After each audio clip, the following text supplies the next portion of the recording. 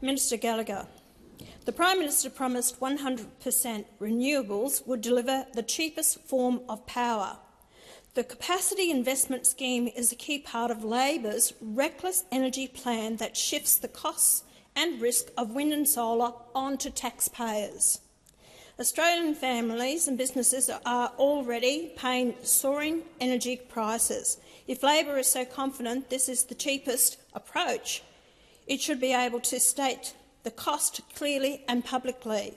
Can the Minister please inform the Senate of the total cost of Labor's Capacity Investment Scheme in the 25-26 budget, and to assist the Minister, is it within the quantified contingent liabilities? Thank you, Senator Hanson. Minister Wong. Thank you, President. Just a point of order. My recollection is, and I might be wrong, Senator Hanson, is that the Capacity Investment Scheme is in the climate portfolio, not the Treasury portfolio, so you would need to address your question to a different minister. The question's been directed to Minister Gallagher. Senator Hanson. I am addressing it to the Minister Gallagher because it is to do with the Treasury and it's about the budget papers. That's your entitlement to do that. Minister Wong. With respect, President, the Westminster system works on ministers who are responsible under the administrative arrangements for portfolios and agencies in their area. So it is not unreasonable for us to request that the minister who is responsible for the agency, if I'm right, and I think I am, is this minister to whom it's addressed. As you'd be aware, Senator Wong, I've invited Senator Hanson. I've given her the opportunity to redirect her question. She has informed me that it's directed to Minister Gallagher. I will invite Minister Gallagher to answer the question in her capacity and in her portfolio areas. So I will leave it at that, Senator Hanson.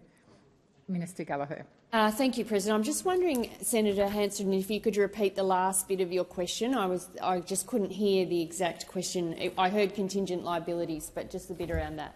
Thank you, Senator Hanson. Wait for the call. Go now. Thank you.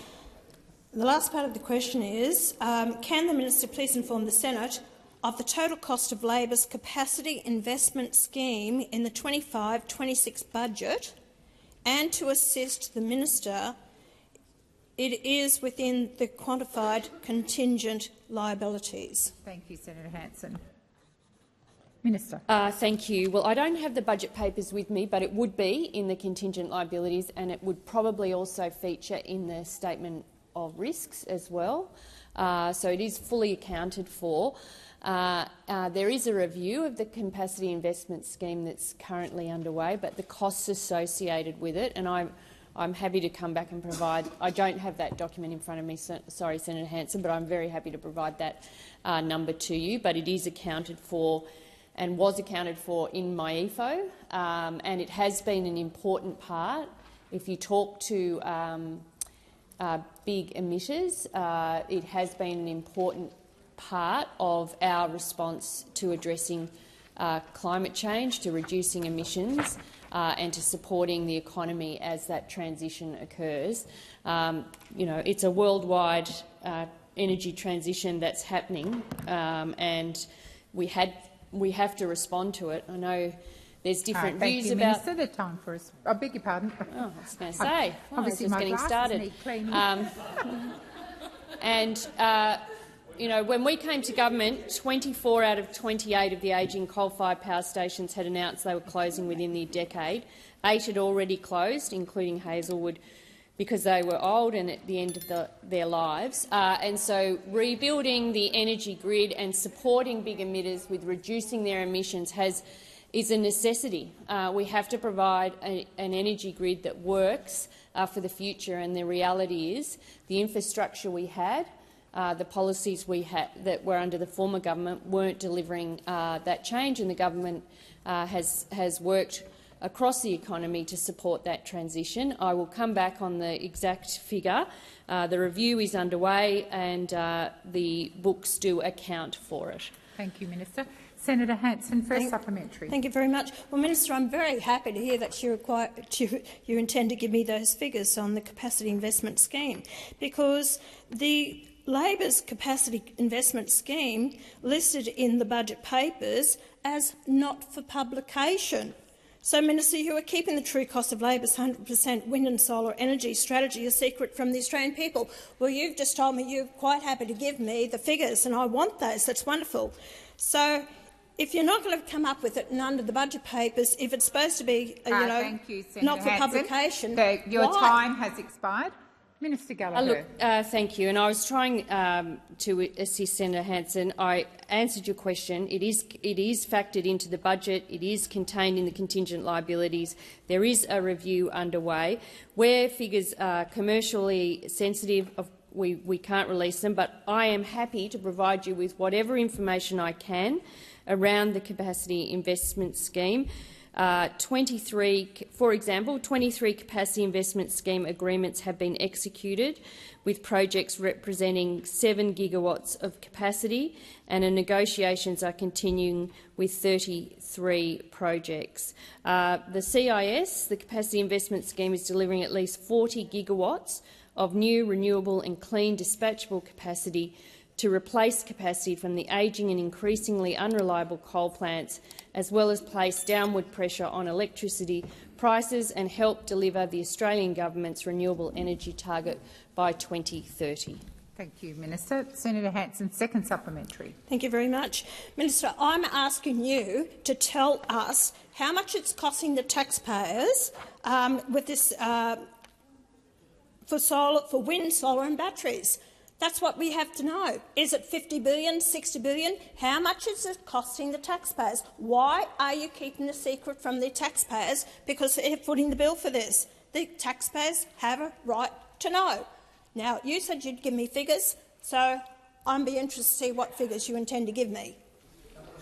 Thank you, Senator Hanson. Minister Gallagher. I am explaining to you, Senator Hanson, that I will try and provide you with whatever information I can. Where those investments are commercially sensitive or not for publication, of course that is a constraint. But I can also give you figures on what is actually happening with driving or building the new energy system here. I mean, this is about making sure energy remains affordable in light of the fact of our current ageing infrastructure, including those coal-fired power stations that are no longer providing the energy that we need. That's the reality. They're closing, they're ageing, they're breaking down. I mean, I remember even just a few years ago, if you had a heat wave, people had to try and manage their electricity output. Because we have put in place new energy into the grid, the energy system is a lot more stable than it was. Thank you, Minister. You walk into a bank, ask for your balance, and the teller says, "Mate, it's classified." That's not a heist film. That's Tuesday afternoon in the Australian Senate. If you enjoy this kind of political chaos served with a side of sarcasm, Senator Pauline Hanson stands up and asks a question so simple a Year 7 student could handle it.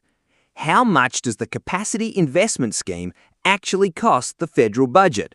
Reasonable, right? Well, buckle up, because what follows is bureaucratic dodgeball at its finest.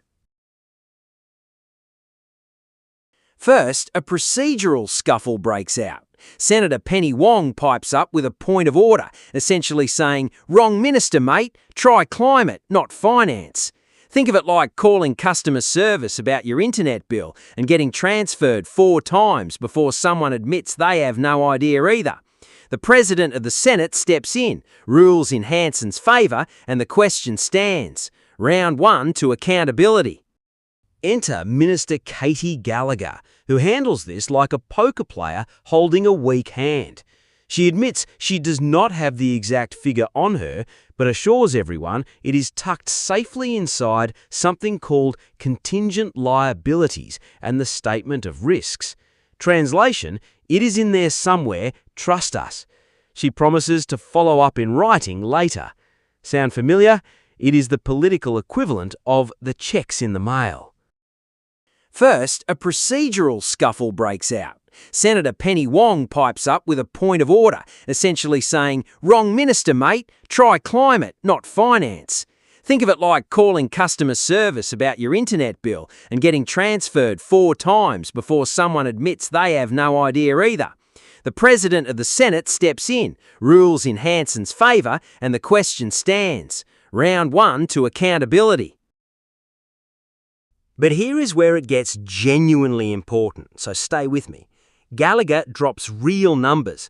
24 of 28 coal-fired power stations are set to close within a decade. That is not a talking point, that is a ticking clock. 23 agreements are already signed, delivering roughly 7 gigawatts of capacity. With negotiations underway on 33 more projects, the scheme is chasing 40 gigawatts by 2030. Big numbers, big stakes, and a genuinely urgent problem behind the political theatre. Now flip to Hanson's side, and the sarcasm sharpens. She points out the scheme is literally marked "not for publication" in the budget papers. Not exactly a great look when you are asking taxpayers to foot an unknown bill. Is it 50 billion? 60 billion? Nobody in the chamber seems to know. Or if they do, they are not saying. Hanson frames it as a blank cheque, partly benefiting foreign-owned energy giants, and demands Australians be told the real price tag. So here is the real tension underneath all this parliamentary sparring. It is not just about dollars, it is about whether Australians can trust the numbers behind a transformation that will outlast several election cycles. Confidentiality versus disclosure, urgency versus scrutiny, progress versus proof. Thanks so much for watching. We will catch you in the next one.